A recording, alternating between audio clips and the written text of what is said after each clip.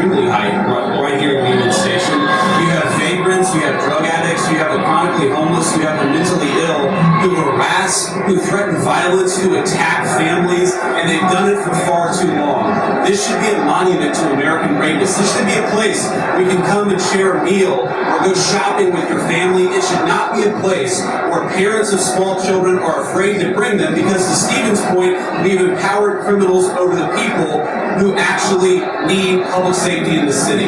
So I think Union Station is a great example of what's possible when you actually have the political willpower to bring law and order and common decency back to the public spaces of the United States of America. So many Americans live in cities. They occupy these spaces. They know how unsafe they are, and they would love to be able to just live their life in places like Union Station without violent criminals making it impossible. We have changed so much in 9 days, and I thought it important to highlight how great of a space this could be, how easy it could be to actually enjoy something like Union Station if you just had politicians who stopped prioritizing violent criminals over the public citizens who deserve public safety in their own communities. And to add to that real quick, we talked to a first responder before we came up here, said this is their number one call location is Union Station for first responders. So it's not as if this is insignificant. In many ways, this is part of the epicenter. And we go to that and return it to a safe location that it should be. It also frees up resources around the city. And you've seen a majority of the arrests happening in a lot of those places that need help. Will you extend past 30 days? Will you extend past 30 days, and do you think you have will Congress go on? Look, we'll ultimately let the President of the United States determine where we are after 30 days of this emergency order. I think that we're going to make a lot of progress over the next 20 days. I think that we're 9 days into this thing. But if the President of the United States thinks that he has to extend this order to ensure that people have access to public safety, then that's exactly what he'll do. If he thinks he doesn't have to do that, obviously he'll make that determination. But what we're going to do is try to empower these guys to do as good of a job as possible to bring public safety and order back to Washington, D.C. This is the national, cultural, and political capital of the world's greatest nation, and you talk to people, black, brown, white, so many of them are afraid to bring their kids into its public spaces. It's a shame. It's a blight. It actually should make every American ashamed that the world's leading superpower, our national capital, was unsafe for families to walk around at night. That is a disgrace. We don't think that it's acceptable, and thank God we have the presidential leadership to change it, and that's exactly what we're trying to do. Were crime statistics manipulated by the DC police? Well, I think the crime statistics all over our country were massively underreported because a lot of people would pick up the phone, they'd call somebody, they'd try to get help, and nobody would show up. If you look at wait times and 911 response times all across our country, but certainly in Washington, D.C., they were way too long. And that wasn't because of the D.C. police, that was because there was too much crime and too few law enforcement agents on the street to bring order and decency to the city. You talk to these guys. I talked to 3 police officers earlier. I talked to the National Guard. They are so happy that they've been empowered to do their job, which is to make American streets safe for American citizens. And I think that empowerment is going to keep on going until we make America, and D.C. in particular, a safe place to be. What evidence do you have that the DOJ has? Are you going to be releasing it?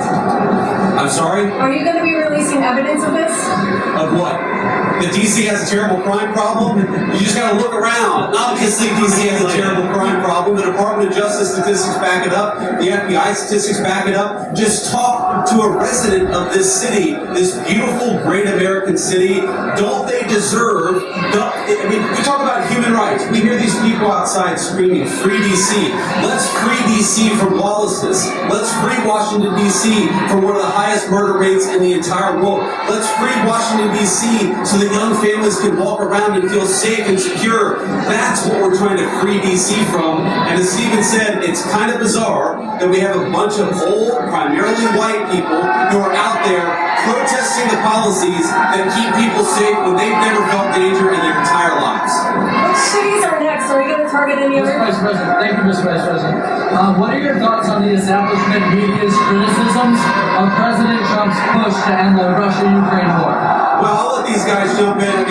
On the Russia-Ukraine war, we'll obviously have time to talk about that. I think the president campaigned on being a president of peace. He's already ended 6 wars.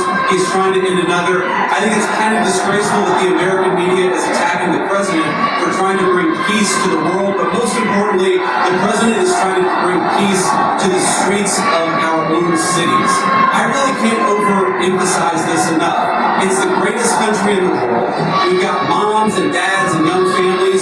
Shouldn't they be able to enjoy public spaces without vagrants taking away basic public safety from the American citizenry?